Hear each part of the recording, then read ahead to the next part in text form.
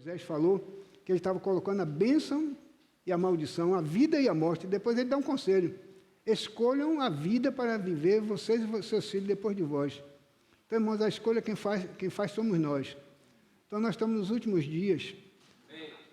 Tudo que está acontecendo no mundo são sinais evidentes de que o Senhor está para voltar. Mas tudo são sinais exteriores. Mas o sinal interior é a ação da igreja. Por isso que nós vamos mais uma vez nessa noite falar sobre a importância desses trabalhadores da última hora. Nós hoje estávamos descobrindo, daqui a pouco vou fazer um detalhezinho desse capítulo 20 de Mateus, para nós descobrirmos um ponto impressionante. Precisa nos impressionar, precisa nos levar a tomar reação e agir em favor da nossa família. Para isso, a edificação da igreja precisa suceder de uma maneira gloriosa. O Senhor, quando mostrou ali aos seus discípulos que edificaria a sua igreja, e as portas do inferno não prevaleceriam contra ela, no capítulo 16 de Mateus, ele então abriu o capítulo 17 com a glorificação. O Senhor foi transfigurado, mostrou àqueles 3 discípulos a sua glória. Como sabendo que eles iam enfrentar dificuldade, muitas tribulações, muitas aflições, o Senhor fez questão de mostrar a sua glória. Ele se transfigurou ali no monte e apareceu cheio de glória.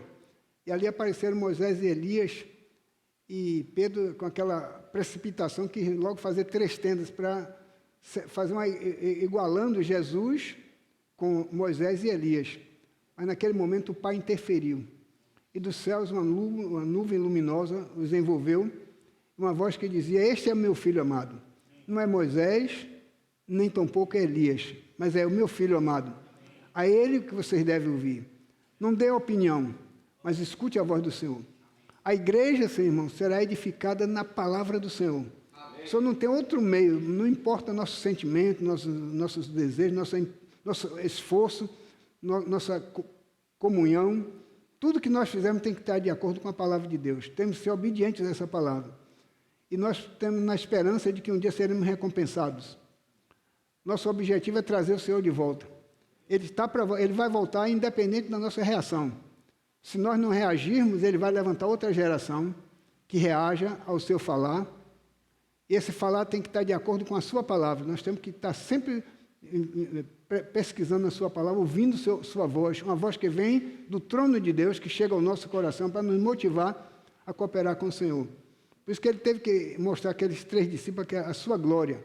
Para quando vocês enfrentarem essas dificuldades, saibam que tem uma glória para vocês também participarem. E Paulo falou em 2 Timóteo, capítulo 4, versículo 8, diz assim, eu vou até ler esse versículo, né? 2 Timóteo, capítulo 4, versículo 8.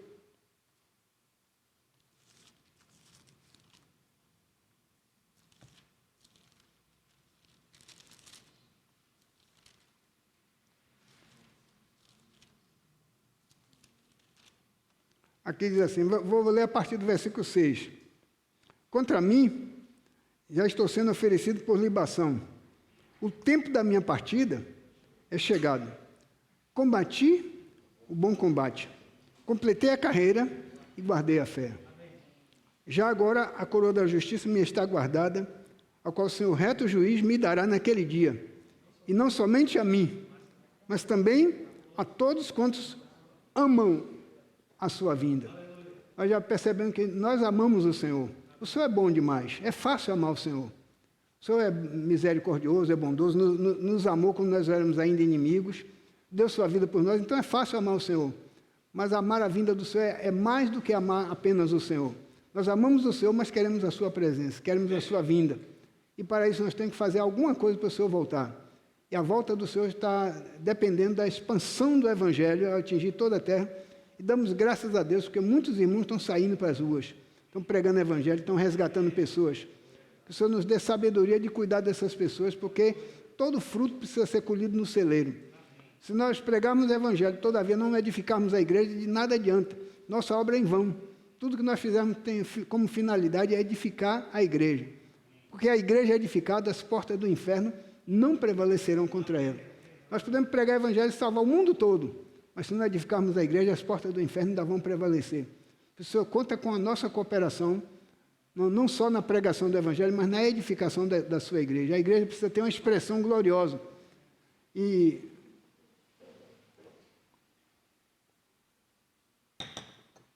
tem aproximadamente um mês atrás, nós demos uma palavra sobre a importância a mensagem edifica a minha casa e a tua casa. Então, a importância de nós nos envolvermos, não somente nós, mas toda a nossa família, está envolvida na obra do Senhor, envolvida na edificação da igreja. Hoje eu estou vendo até um bom número de crianças aqui, né? Embora tenha poucos irmãos, acho que o frio afastou alguns, mas algumas crianças estão aqui. É imprescindível, irmão, nós deixarmos nossos filhos de fora. Precisamos valorizar nossas crianças. Pode ter dificuldade.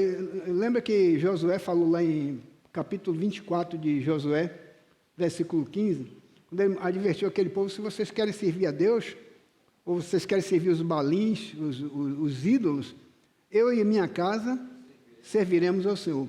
Josué tinha consciência que Deus quer restaurar famílias. Tem até um hino que nós cantamos, restaurando as famílias para viver o reino seu. Deus quer salvar a nossa família, mas nós precisamos valorizar a nossa família diante do Senhor. E naquela ocasião eu falei que nós precisamos perceber quem é que está instruindo nossos filhos. Quem deve instruir nossos filhos é a palavra do Senhor. Nós, como pais, temos a responsabilidade. A igreja não tem ministério, na Bíblia não tem um ministério estabelecido para cuidar de crianças, mas tem orientação para os pais. Em Efésios capítulo 6 fala eu vou ler aqui, Efésios capítulo 6, acho que todos os irmãos já conhecem esse trecho de Efésios, mas eu faço questão de ler mais uma vez, porque hoje, como eu já falei, não tenho o sentimento de dar uma mensagem completa em todos os detalhes, mas passar um sentimento. O que é essa importância de ser os trabalhadores da última hora? O versículo 6 diz assim: filhos, o capítulo 6 de Efésios, obedecei a vossos pais no Senhor. Isto é justo. Aí a pergunta é essa, não quero que ninguém responda. Seus filhos são obedientes? Nós, como filhos, somos obedientes aos nossos pais? Eu lembro que quando eu ainda já estava com 60 e tantos anos, já com netos e tudo, eu sempre honrei minha mãe, sempre cheguei na presença de minha mãe com todo respeito, todo temor. Os filhos hoje, geralmente, não têm mais respeito pelos pais. É você, como é que está você? E o pai fala, o filho responde, bate o pé no chão. No meu tempo, a criação era diferente, né? Tem alguns filhos aqui, não estão todos aqui, mas alguns estão aqui, sabem que até mesmo a instrução da palavra, cada filho tinha um versículo gravado para cada situação. Não é não, André? Emos também, cadê Marlita lá dentro? Então, irmãos, nós temos que inculcar nos nossos filhos a palavra do Senhor. Como é que eu vou ter filhos obedientes se eles não têm o temor de Deus? Nós precisamos aprender a infundir neles o temor de Deus por meio da sua palavra. Aí o versículo 2 vai assim: honra teu pai e a tua mãe, que é o primeiro mandamento com promessa. Então, se nós quisermos a nossa família, nossos filhos, nossa geração servindo ao Senhor, nós temos que, desde cedo, infundir a palavra neles, para eles aprenderem a honrar, a obedecer e honrar. Depois diz assim: para que te vá bem e sejas de longa vida sobre a terra. Isso é uma promessa de Deus. Os filhos que honram pai e mãe, que obedecem aos seus pais, eles têm a promessa da vida longa sobre a terra. Agora, quando chega o versículo 4, só tem um versículo referindo aos pais. Mas esse versículo tem uma responsabilidade muito grande, né? E vós, pais, não provoqueis vossos filhos a ira, mas criai-os na disciplina e na admoestação do Senhor. Você não deve provocar os seus filhos a ira, não deve falar com seus filhos com gritaria, tem pai e mãe que bate de qualquer maneira, aleatoriamente. A Bíblia ensina a disciplinar. Mas disciplina é diferente de espancamento. Então, os pais não devem espancar nem provocar ira aos seus filhos, mas devem disciplinar na doutrina de demonstração do Senhor. Então, naquela ocasião, eu fiz uma pergunta: quem é que está instruindo os seus filhos nos dias de hoje? Que essa tecnologia avançou, desde cedinho as crianças já estão... Olha, tem criança de 3 anos, de 4 anos, que já sabe mexer mais no celular do que eu. Tem habilidade que eu não tenho. Eu tenho tanta dificuldade, de vez em quando eu tenho que estar pedindo ajuda aos filhos, até aos netos. Mas tem criança de 4 anos que sabe mexer mais no celular do que eu, sabe mexer na internet, na tecnologia de um modo geral.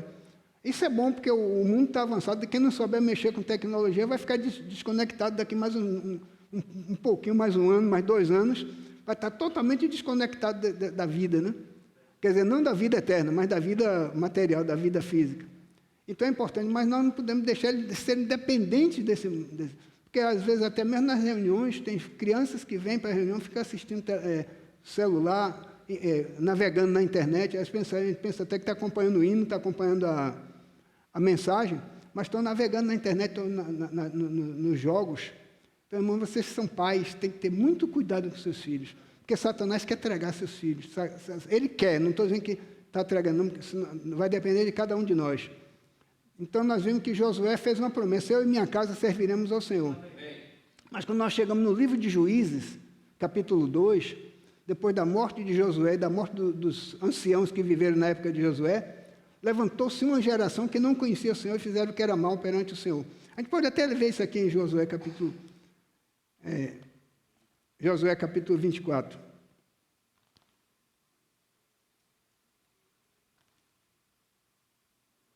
Versículo 15, Josué diz assim: bem, porém, se vos parece mal servir ao Senhor, escolhei.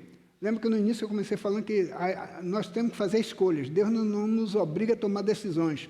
Ele nos mostra o caminho da vida, mostra o caminho da morte, o caminho da bênção e o caminho da maldição, mas ele não obriga ninguém a fazer nada.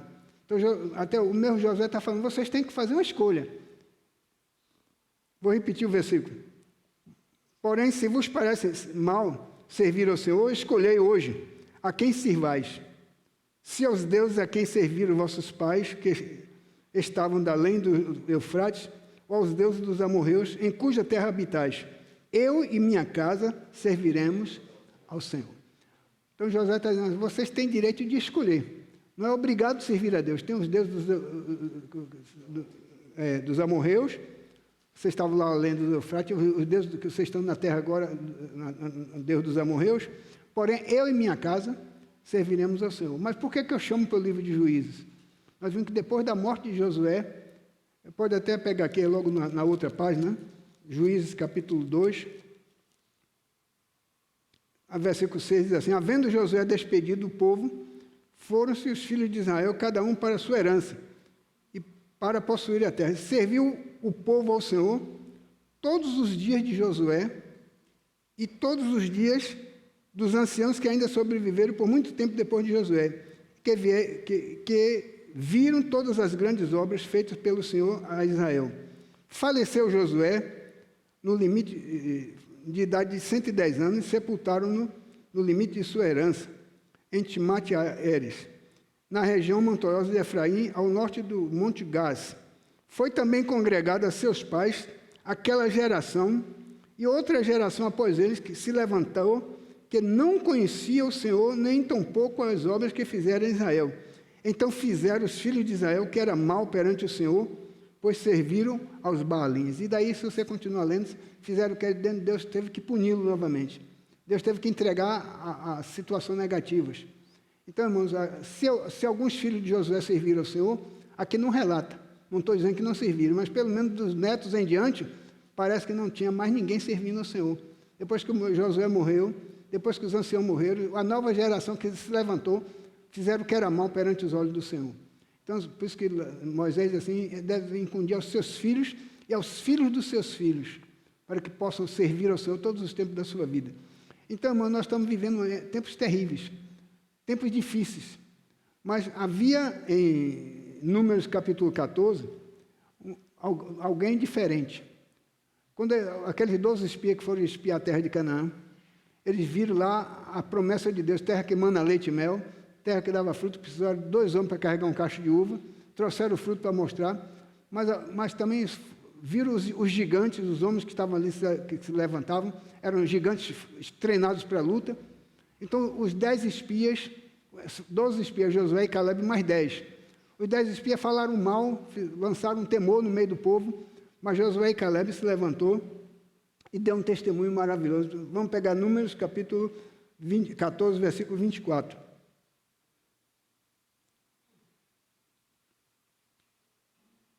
Depois que os 10 espias deram um testemunho negativo, se eu for entrar em toda a leitura, o tempo não vai ser suficiente. Então, eu vou pegar a partir do versículo 24. Porém, o meu servo Caleb, visto que nele houve outro espírito, e perseverou em seguir-me, eu farei entrar na terra que espiou a sua descendência e possuirá. Ora, os amalequitas e os cananeus habitam no vale, mudai amanhã de rumo, caminho para o deserto pelo caminho do Mar Vermelho. Depois disse o Senhor Moisés, desculpe-me, eu só queria ler o versículo 24. Josué e Caleb tiveram outro espírito. Qual foi o outro espírito que eles tiveram? Eles disseram assim, olha, se o Senhor se agradar de nós, Ele nos introduzirá nessa terra que manda leite e mel. A terra que nós passamos a espiar é terra muito boa. Eu tenho um capítulo aqui, eu não quero entrar em muitos detalhes, porque senão o tempo não vai permitir eu falar o que eu quero. Então, irmão, Josué e Caleb tiveram um espírito diferente. Eles viram tudo negativo, que os outros viram também. Mas eles viram uma coisa. Eles viram que o Senhor é conosco. Se o Senhor se agradar de nós, Ele nos introduzirá nessa terra. E nós vamos possuir. Então, irmão, se nós quisermos possuir a herança do Senhor, nós temos que agradar o Senhor. Temos que entrar na terra agradando o Senhor. Então, em Provérbios capítulo 31, isso aqui é o que eu quero ler. Quando nós estamos servindo ao Senhor com o coração contrito, voltado para a sua palavra, crendo que o Senhor está conosco, que o Senhor é conosco, que o Senhor é quem nos sustenta, que nos dá vitória em toda situação, nós não vamos desanimar. Está difícil, está. Seus filhos estão tendo dificuldade? Estão. Mas não olhe para as coisas negativas, olhe para a promessa de Deus. Deus é fiel para cumprir aquilo que Ele prometeu. Então, a igreja precisa ser cooperadora do Senhor. E aqui em Provérbios capítulo 31, aqui tem a partir do versículo 10, tem uma expressão de uma mulher. E essa mulher tem dois aspectos. Tem um aspecto coletivo, como a igreja, mas tem um aspecto individual também, como as mães de família. O versículo 10 diz assim, mulher virtuosa, quem achará? A igreja, irmãos, é essa mulher virtuosa. Eu vou ler dois versículos em Apocalipse capítulo 21. Abra Apocalipse 21. Antes de ler Apocalipse, eu quero ler mais um versículo aqui em Provérbio. Mulher virtuosa, quem a achará? Seu valor muito excede as finas joias. O coração do seu marido confia nela. Vamos para Apocalipse capítulo 21, para ver quem é essa mulher virtuosa. Então, João, quando estava na ilha de Pátimo, ele teve uma visão muito profunda, uma revelação, uma mulher virtuosa, uma mulher maravilhosa. E ele descreve ali no capítulo 21 de Apocalipse, diz assim, versículo 1 a 3. Vi novo céu e nova terra, pois já o primeiro céu e a primeira terra passaram, e o mar já não existe. Vi também a cidade santa, a nova Jerusalém, que descia do céu, da parte de Deus, ataviada como noiva adornada para o seu esposo. Então, João teve uma visão aqui de uma mulher. Mas essa visão que ele teve é de uma cidade santa. Aí chega assim, no versículo 13, assim, então ouvi grande voz dizendo, versículo 2, vamos repetir o versículo 2. Vi também a cidade santa, a nova Jerusalém, que descia do céu, da parte de Deus, ataviada como noiva, adornada para o seu esposo. Vamos pular para o versículo 9. Então veio um dos 7 anjos que tinha 7 taças cheias dos últimos flagelos, falou comigo dizendo, vem e mostrar-te-ei a noiva, a esposa do Cordeiro. Você vê que João teve uma visão, uma cidade que descia do céu, ataviada como uma noiva adornada para o seu esposo. Então, que noiva é essa? A cidade santa é a Nova Jerusalém, o lugar da glória do Senhor. Aí quando chega no versículo 10 diz assim, e me transportou em espírito a uma grande e elevada montanha, e me mostrou a santa cidade, Jerusalém, que descia do céu da parte de Deus. Então, João está tendo uma revelação aqui de uma mulher, de uma noiva do Cordeiro, uma esposa do Cordeiro, e viu uma cidade santa. Agora veja o versículo 11, que é que diz, a qual tem a glória de Deus. Essa cidade santa é uma mulher, a esposa do Cordeiro, ela tem o quê? Tem a glória de Deus. Então, tem mulher virtuosa como essa? Então, voltando para Provérbios, capítulo 31, versículo 10, diz assim, essa mulher virtuosa, quem achará? O Senhor quer encontrar essa mulher virtuosa. Quer encontrar a igreja virtuosa. Por isso que lá em Efésios, capítulo 6, capítulo 5, versículo 26, Senhor diz que Ele está nos lavando, santificando pelo jato de água, pela palavra, para apresentar a si mesmo a igreja gloriosa, sem mácula, sem ruga e sem coisa semelhante, porém santa e sem defeito. Então, essa mulher virtuosa, irmãos, é a igreja. E ela tem a glória de Deus. E o versículo 12 diz assim, tinha grande é o versículo 11, eu estou meio confuso, né? É porque eu não quero pegar os detalhes, senão não vou chegar onde eu quero chegar. Vamos repetir o versículo 11. A qual tem a glória de Deus. O seu fulgor era semelhante a uma pedra preciosíssima, como pedra de jaspe de cristalina.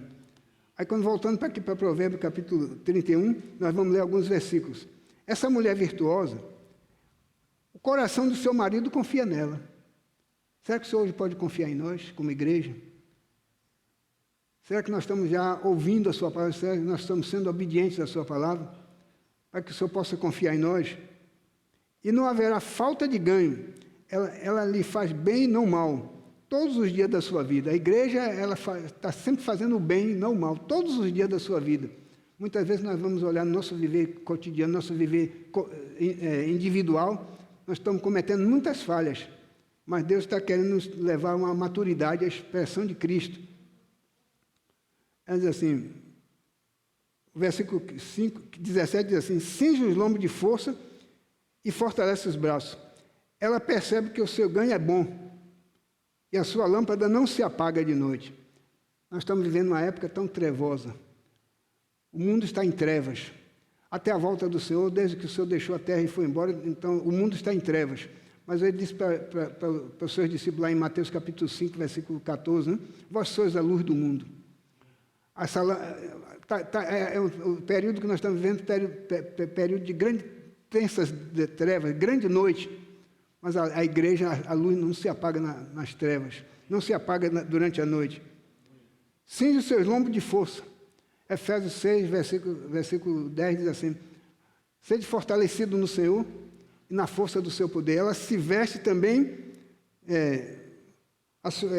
cinge de força os seus lombos e fortalece os seus braços. Ela percebe o seu ganho que é bom. Sua lâmpada não se apaga de noite. Estende as mãos, versículo 20, abre a mão ao aflito e ainda estende ao necessitado. No tocante à sua casa, não teme a neve, pois todos andam vestidos de lã e escarlata. Lã representa o quê? Que é a vestimenta de lã? De onde procede a lã? A lã procede da ovelha, né? Cristo é o Cordeiro de Deus que tira o pecado do mundo. Nós fomos justificados pela sua pele. Lembra lá de Adão, quando pecou, que o Senhor fez vestimenta de pele para Adão e sua mulher? Então nós não temos o frio porque nós estamos revestidos de Cristo. Mas nós precisamos também ter a força do Espírito Santo. Nós precisamos revestir a armadura de Deus para poder resistir às ciladas do diabo. Então o diabo está tentando todos os dias. Nós precisamos revestir a armadura de Deus para resistir às ciladas do diabo e depois de ter vencido tudo, permanecer inabaláveis. O Cordeiro, ser obediente à palavra do Senhor. Hebreus capítulo 3. Josué e Caleb foram dois homens que deram um exemplo maravilhoso. Testemunho de vida, de obediência. Capítulo 3 de Hebreus. Diz assim, versículo 7. Assim, pois, como diz o Espírito, hoje, se ouvides a sua voz, não endureçais o vosso coração, como foi na provocação, no tempo da tentação no deserto. O Senhor está falando comigo, está falando com você, o Senhor está falando todos os dias. Nós temos até testificado, os irmãos têm levantado na reunião, testificado que Deus está falando. Nesses últimos dias, o Senhor tem falado de uma maneira intensa. Mas como é que está a nossa reação? Será que nós estamos sendo obedientes à voz do Senhor? Aí diz assim, não endureçais o vosso coração, como foi na provocação, na tentação no deserto, onde vossos pais me tentaram, pondo-me à prova e viram as minhas obras por 40 anos. Eles me tentaram e viram por isso me dignei contra essa geração e disse, esses sempre erram no seu coração, eles não conhecem os meus caminhos. Nós precisamos ser pessoas que conhecem os caminhos do Senhor. Precisamos andar na luz, na presença do Senhor.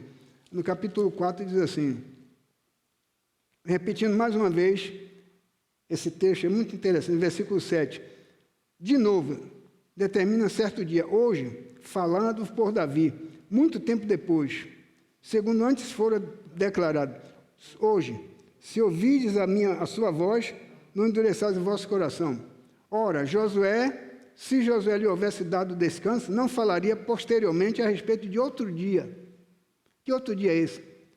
Um dia o Senhor virá, estabelecerá seu reino milenar, e esse reino será o seu descanso, e os que estão cumprindo a sua palavra, que estão obedecendo a sua voz, vão descansar com o Senhor. Assim, portanto, resta um repouso para o povo de Deus. Esse repouso não é para todos, é simplesmente para aqueles que estão cumprindo a palavra, obedecendo a sua voz. Porque aquele que entrou no seu descanso, também ele mesmo descansou das suas obras como Deus das suas. Esforcemos-nos, pois, por entrar naquele descanso, a fim de que ninguém caia segundo o mesmo exemplo de desobediência. Porque a palavra de Deus é viva, ela é eficaz, ela é mais cortante do que qualquer espada de dois gumes, ela penetra até a divisão da alma e do espírito, e juntas e medulas, e é apta para discernir pensamentos e propósitos do coração. Então, irmão, nós precisamos perceber que a palavra de Deus está sendo aberta para nós, o Senhor está nos iluminando, mas nós temos que tomar essa palavra como arma para vencer as tentações, as ciladas do inimigo e poder prosseguir. Então, nós precisamos ser como Josué, no seu sentido inicial, né? Eu e minha casa serviremos ao Senhor. Então, vamos colocar nossa família em oração, orar pelos nossos filhos. Naquele dia eu tive sentimento forte de orar pelas crianças. Nós não vamos negar que o tempo está difícil, que as crianças estão sendo bombardeadas, mas nós temos uma promessa. Se nós infundirmos a palavra do Senhor nas nossas crianças, elas vão vencer. Você está com problema, dificuldade de trazer suas crianças para a presença do Senhor? Temos que vigiar, irmão. Como é que nós estamos conduzindo nossos filhos? Trazer para a reunião é muito bom, mas ensinar-lhes que eles estão servindo ao Senhor, que eles estão adorando ao Senhor, é muito melhor. Então, agora, voltando para encerrar o nosso assunto aqui, em Mateus capítulo 20. Como eu disse que o nosso objetivo, nosso sentimento era esse aqui. Eu estou com um problema aqui hoje. Hoje o óculos deu uma desarmada, aí não deu tempo de ajeitar. Descolou a haste aqui, está toda caindo do rosto, né? E como a gente depende desse auxiliar, eu estou com dificuldade de ler por isso, né? Eu vou ver até se eu acompanho pela televisão, porque a letra ali é mais alta, eu não preciso de óculos, né? Mas aqui em Mateus capítulo 20, nos mostra mais uma vez os trabalhadores da última hora. E por que o sentimento de falar nessa questão do trabalhador da última hora? Nós precisamos descobrir em que etapa nós estamos. Nós já vimos que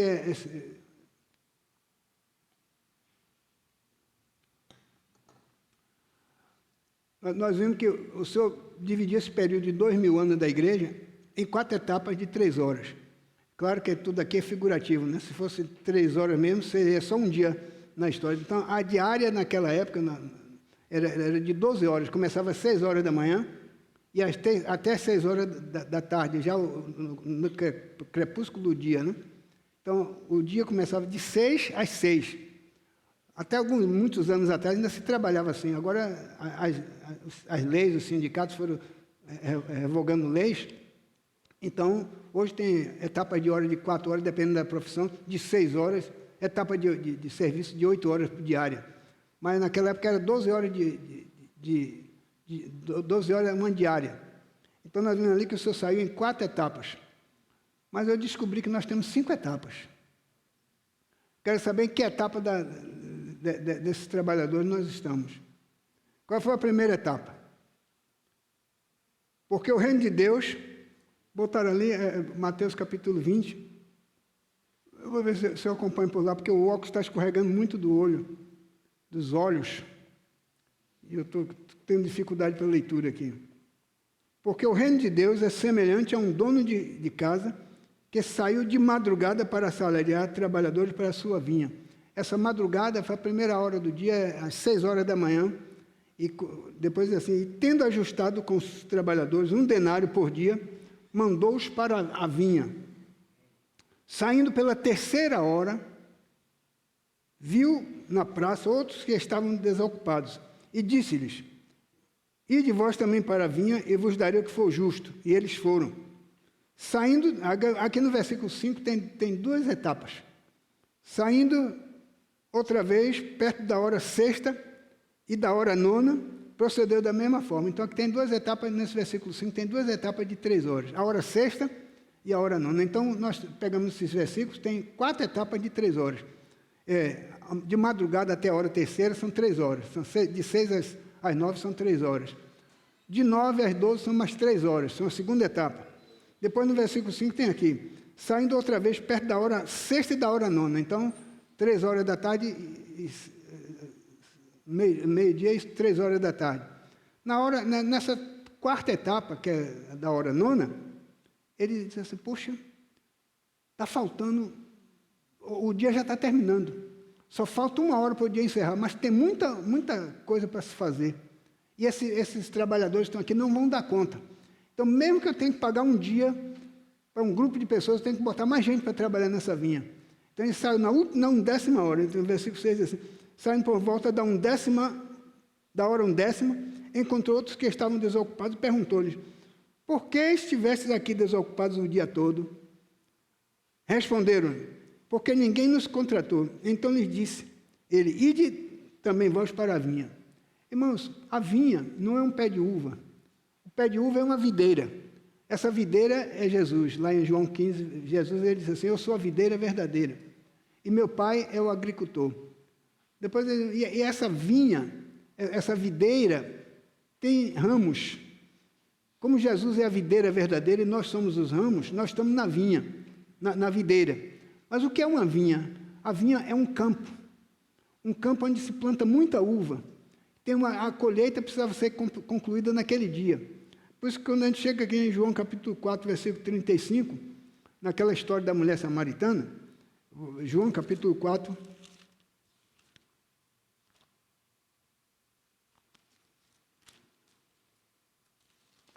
está ali, vós dizeis que ainda há 4 meses para a ceifa, eu porém vos digo, erguei os vossos olhos e vedes os campos, pois já branqueiam para a ceifa.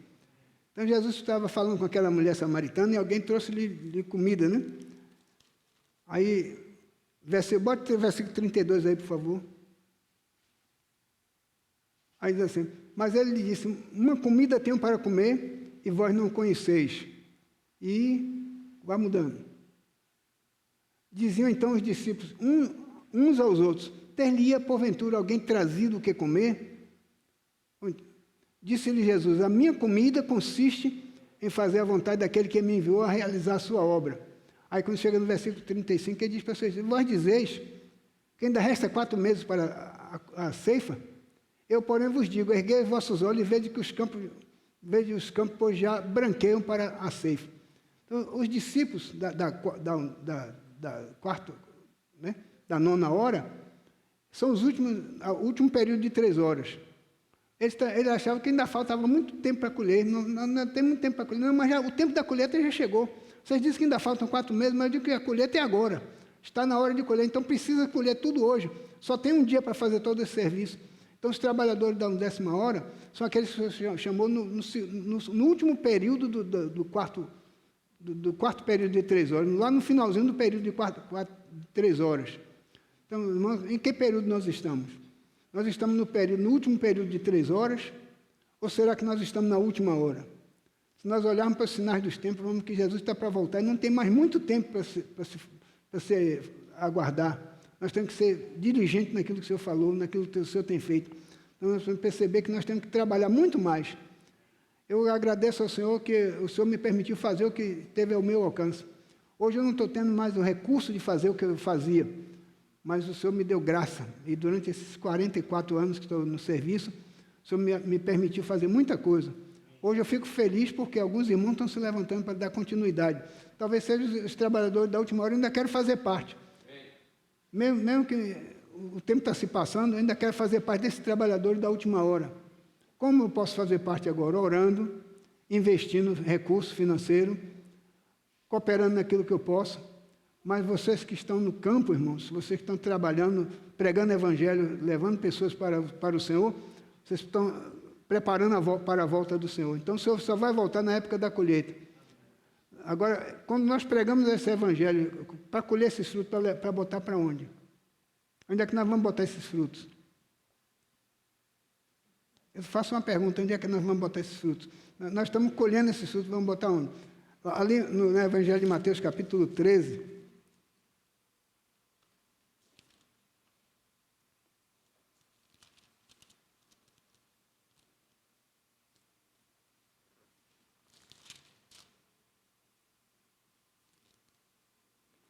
Versículo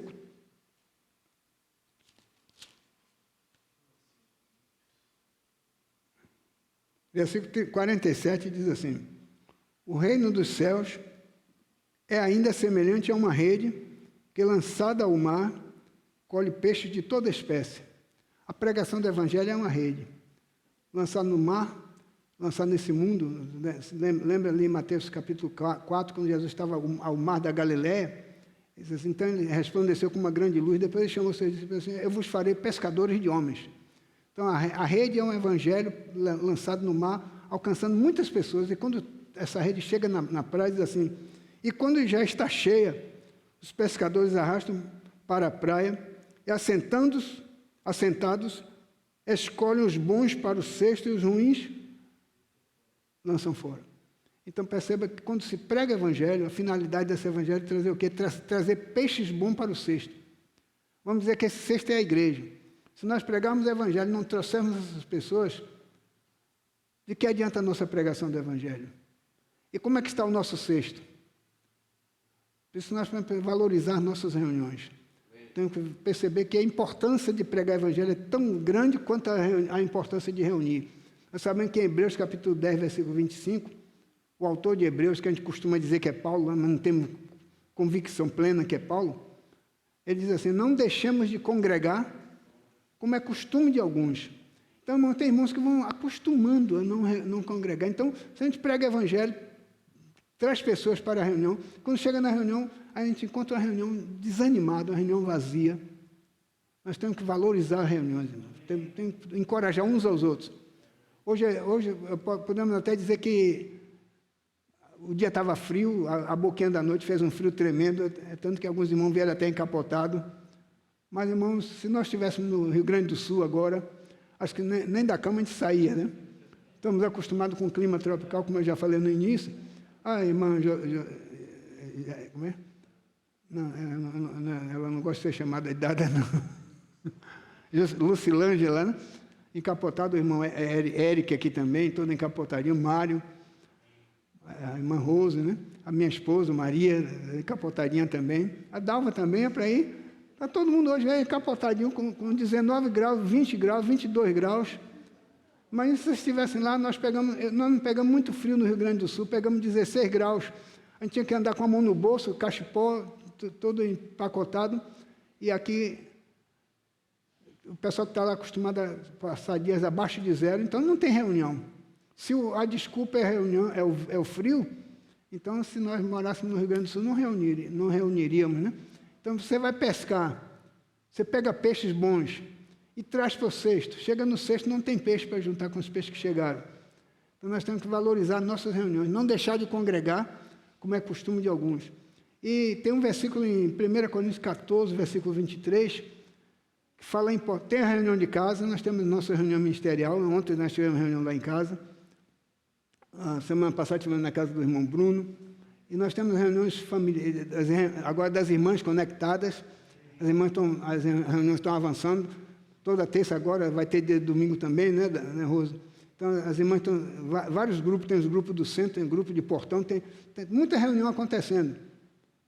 Tem reunião dos homens, reunião do grupo familiar, reunião da ceia. Então, uma reunião de domingo de manhã, os irmãos vêm. Mas que faz da reunião de quinta, da reunião de sábado? Eu sei que tem muitos irmãos que estão nos assistindo pela live. Irmãos, eu sei que para muitos é difícil, tem irmãos que trabalham, o tempo não permite vir reunir, mas sempre que você puder, a sua presença aqui é mais importante do que você na live. A live é muito bom, inclusive dê seu like aí, compartilhe. Se você não se inscreveu, está nos assistindo, faça a sua inscrição, porque você está cooperando também. Mas se você pode estar na reunião, irmão, não fique em casa. Porque isso vai nos aviciando. Nós ficamos acostumados a não reunir. Poxa, hoje, quando não tínhamos live, eu lembro de 1980, 42 anos atrás, né? Nós reunimos num terreno aberto, alugamos um terreno para fazer reunião, pregávamos o evangelho, pegamos o inverno, foi mês de junho, julho e agosto, era três meses de chuva. Os irmãos vinham com toalha de plástico de mesa, né? A Dalva, nesse tempo, se lembra, né? Toalha plástica de mesa, se cobrindo, mas não... Tinha gente que vinha até com papelão, mas vinha para a reunião. Quem tinha sombrinha vinha, quem tinha guarda-chuva vinha. E nós tínhamos reuniões mesmo chovendo, noite chovendo, fizemos uma cobertura só para proteger os equipamentos. Muitas vezes a gente se molhava, mas os irmãos estavam na reunião. Hoje nós temos um local desse, graças a Deus, né? Tão confortável. Se está fazendo calor, liga o ar-condicionado. Se está fazendo frio, abre as janelas e desliga o ar-condicionado. Então, nós temos tudo, irmão, para valorizar nossas reuniões. Mas é um negócio que quanto mais facilita, mais nós dificultamos. Só precisa nos levar muitas vezes às experiências. Lembra de Atos capítulo 8? Foi o que aconteceu depois da morte de Estevão. Houve grande perseguição contra a igreja em Jerusalém. Para poder cumprir o que Deus determinou, Deus precisou permitir grande perseguição. Será que nós vamos esperar que alguma coisa aconteça para nos forçar a cooperar com Deus? Então, irmãos, nós precisamos ter o espírito de Caleb e Josué. Se está tudo difícil, eu vou olhar para a promessa de Deus. Se tem gigante, tem gigante. Tem dificuldade, tem dificuldade. Mas Deus nos prometeu. E se Deus se agradar de nós, Ele nos dará essa terra que manda leite e mel. Então, por isso que somente Josué e Caleb daquela geração foi quem entraram na terra prometida. Então, nós temos que ter o mesmo espírito de Josué e Caleb. Valorizar cada promessa de Deus, valorizar cada oportunidade que Deus nos dá. Nós sabemos que em Atos capítulo 2, depois da pregação de Pedro, que quase 3.000 pessoas se converteram, se batizaram naquele mesmo dia, a partir do versículo 42, diz que ali eles perseveravam, unânimes na doutrina dos apóstolos, na comunhão, no partir do pão e nas orações. Então, tinha 4 tipos de reuniões. Comunhão, na doutrina dos apóstolos, são os ensinamentos dos apóstolos. Na comunhão, nós temos reunião de comunhão, temos reunião de oração e do partir do pão. Mas, às vezes, a gente escolhe a reunião que a gente gosta, a reunião que a gente se sente mais confortável. Então, eu lembro bem que Romanos, capítulo 12, versículo 1, nos mostra que a gente não se reúne para a nossa satisfação, não. É para quê? Eu queria a cooperação dos irmãos, porque o tempo está se esvaindo, eu queria fechar esse assunto logo aqui, para a gente... Então, irmão, a nossa reunião é para quê? Para agrado de Deus. Lembra do versículo, como é que diz? Rogo, pois, irmão, pela compaixão de Deus, que apresentei vossos corpos como sacrifício vivo, santo e agradável a Deus. Então, se Deus está satisfeito, mesmo que as coisas não caiam bem como eu queria, se Deus está feliz, diz que a alegria do Senhor é a nossa força. Se eu quero ser forte, eu tenho que agradar a Deus. Então, se eu reúno para me satisfazer, Deus não estando feliz, eu não vou ter força, eu não vou conseguir avançar. Então, eu preciso pagar um preço, apresentar nossos corpos como sacrifício vivo. Porque quando esses frutos, quando esses peixes que a rede está arrastando chegar, eles vão encontrar um ambiente agradável. E nós podemos, então, desfrutar da comunhão do Senhor. Por isso que eu fiz essa pergunta. Em que etapa nós estamos? Na quarta etapa do chamamento, nós sabemos que estamos. Mas estamos na primeira parte ou na última parte? Nós somos aqueles que estão apressando a volta do Senhor ou não estamos?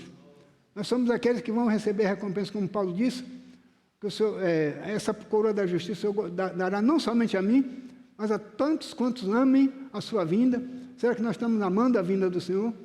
Eu falo isso, irmão, com muita preocupação, porque eu mesmo não sei em que etapa eu estou, mas eu preciso orar ao Senhor. O Senhor ilumine e abre os olhos do meu entendimento.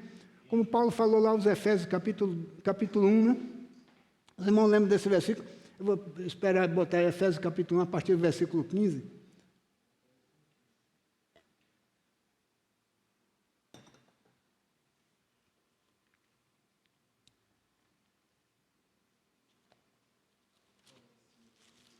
Amém.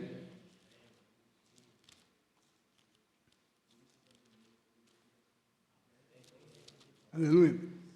Amém, amém. Por isso, irmãos, por isso também eu, tendo ouvido a fé que há entre vós no Senhor Jesus, e o amor para com todos os santos, não cesso de dar graças por vós, fazendo menção de vós nas minhas orações. Para quê? Para quê? Para que o Deus da glória, o Deus de nosso Senhor Jesus Cristo, o Pai da glória, vos conceda espírito de sabedoria e revelação no pleno conhecimento dele. Então, Paulo estava preocupado que nós apenas não nos reuníssemos, que nós apenas não tivéssemos fé no Senhor. Ele estava satisfeito com a fé. Eu não cesso de orar por vós, desde quando eu soube da vossa fé no Senhor e o amor para com todos os santos. Os Efésios não tinham uma coisa. O que é que os Efésios não tinham? Você percebe aqui, vou repetir o versículo 15. Pois também eu, tendo ouvido a fé que há entre vós no Senhor Jesus, e o amor para com todos os santos, não cesso de dar graças por vós, fazendo menção de vós nas minhas orações, para que o Deus de nosso Senhor Jesus Cristo, o Pai da glória, vos conceda espírito de sabedoria e de revelação no pleno conhecimento dele. Então Paulo está dizendo, vocês têm muita fé no Senhor Jesus. Vocês têm amor entre si, amor entre os santos. Mas falta ali uma coisa que eu estou orando para que vocês tenham. Versículo 18.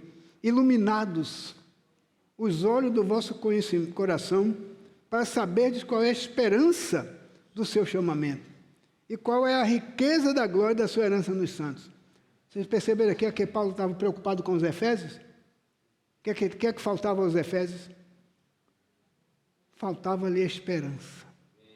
Por isso que lá em Apocalipse capítulo 2, a partir do versículo 1, a igreja tinha muitas obras, tinha muita fé, mas eles perderam o quê? Perderam o amor, porque eles não tinham esperança. Então, o amor é o maior. Paulo encerra 1 Coríntios capítulo 13, versículo 13, dizendo, agora, pois, permaneça a fé, a esperança e o amor. Estes três, mas o maior desses é o amor. Então, os trabalhadores da última hora têm que ser pessoas cheias de fé, de esperança e de amor. Porque fé e amor os Efésios tinham, mas por que o amor se esvaiu? Porque amar não é fácil. Amar é abnegação, amar tem que pagar um preço, tem que negar-se a si mesmo. Então, de tanto negar e não ter esperança, chega um dia que você desiste, você desestimula. Então, você diz assim, poxa, eu fiz tanta coisa, fazer como Pedro lá em Mateus, ele falou no capítulo 19, versículo, acho que é o versículo 27, diz assim, Senhor, nós deixamos tudo e te seguimos. Que há de ser de nós? Vale a pena tudo isso? Aí o Senhor teve que dar uma palavra de esperança para ele.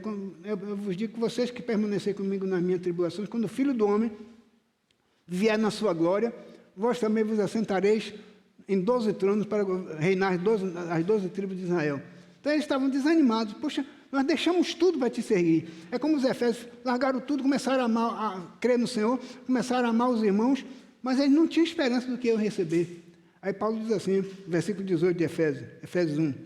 Iluminados os olhos do vosso coração, ou seja, do vosso entendimento.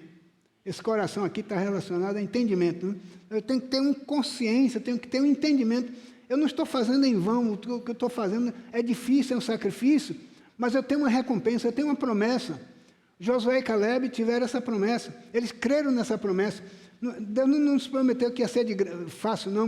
Ele disse, nós tínhamos que conquistar a terra, conquistar a guerra. Tem gigante lá, mas eu tenho uma promessa. Deus prometeu que nos colocaria nessa terra. Se Deus prometeu, Ele é fiel para cumprir. Então, nós temos uma esperança. Se nós tivermos uma esperança, nós não vamos desanimar. Mesmo que seja difícil, mas eu vou estar aqui, consagrando meu corpo como sacrifício vivo. Tem horas que nem condições eu tenho de vir, irmãos. Mas enquanto eu puder, eu vou estar aqui. No dia que não der, Deus sabe, Deus compreende. Por isso que eu digo, irmão, não é que estamos cobrando nada, não. Estou falando daqueles que não reúnem porque não querem fazer um sacrifício. Às vezes você pode estar, mas não está. Se você não pode, Deus compreende. Deus não vai querer também que você faça uma coisa que você não pode fazer. Devemos fazer aquilo que está ao nosso alcance. Então, se eu posso fazer e não faço, Tiago ainda diz assim, que se nós sabemos fazer o bem e não fazemos, só não fazer o bem que a gente sabe que deve fazer, a gente comete pecado. Se eu não me engano, é Tiago capítulo 2. Eu vou ver se eu consigo aqui encontrar para... Se algum irmão saber, me ajude, né? Por isso que nós temos o corpo aqui para cooperar uns com os outros.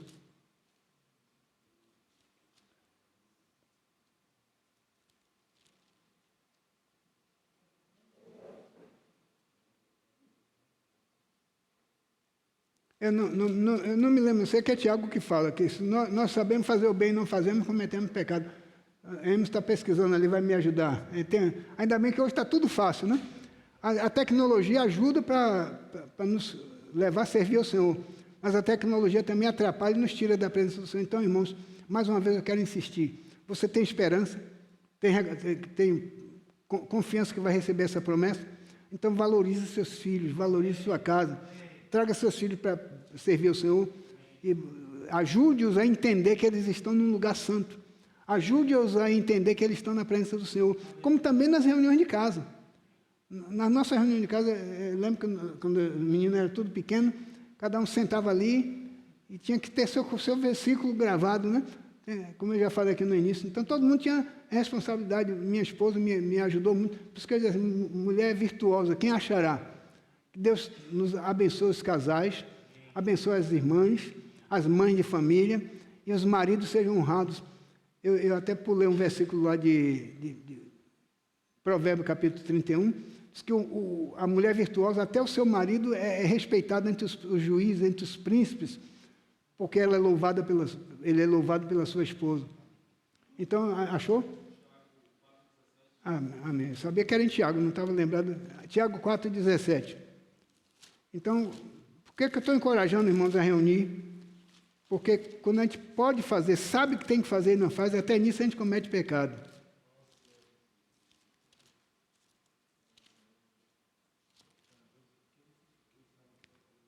Portanto, aquele que sabe que deve fazer o bem e não faz, nisso está pecando. Então, esse fazer o bem, se a gente voltar para Provérbios também, capítulo 31, a mulher virtuosa, ela abre a sua mão ao necessitado, atende o aflito. Então, nós estamos aqui também para cooperar com os irmãos que estão com problema de saúde, problema financeiro, as dificuldades uns dos outros, nós temos que cooperar uns com os outros. Se eu sei fazer o bem e não faço, eu estou cometendo pecado. Então, se eu sei que reunir é um mandamento, eu não estou reunindo, eu estou cometendo pecado só em não reunir. Então, nós temos que pedir ao Senhor, o Senhor ilumine os olhos do meu coração, os olhos do meu entendimento, para que eu saiba qual é a minha esperança. Eu recebi um chamamento, eu vim de qualquer maneira. Lembra daquela história que o irmão contou do cachorro que saiu correndo atrás de uma lebre? E a lebre correndo, o cachorro saiu correndo atrás. Daqui a pouco juntou um bocado de cachorro correndo atrás. E corre, latindo. Alguns foram desistindo. E o primeiro não desistiu, por quê?